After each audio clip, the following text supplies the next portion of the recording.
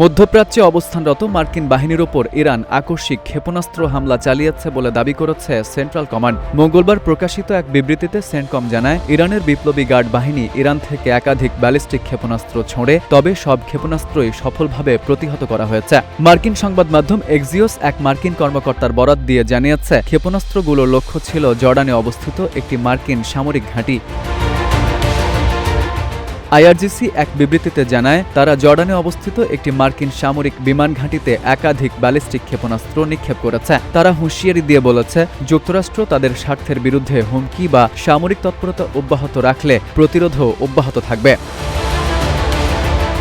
এর আগে টানা ১৩ দিন বোমা বর্ষণের পর অস্ত্র ভাণ্ডারে টান পড়ায় গত শুক্রবার থেকে ইরানে হামলা স্থগিত রেখেছে ট্রাম্প প্রশাসন। ইরানও যুক্তরাষ্ট্রের সঙ্গে তাল মিলিয়ে হামলা বন্ধের ঘোষণা দেয়। তবে জর্ডানের মার্কিন ঘাঁটিতে ইরানের আকস্মিক হামলার পর ইরাকে ইরান সমর্থিত গোষ্ঠীর উপর পাল্টা হামলা চালিয়েছে যুক্তরাষ্ট্র ও সৌদি আরব। এই হামলায় ৮ জন নিহতের খবর পাওয়া গেছে।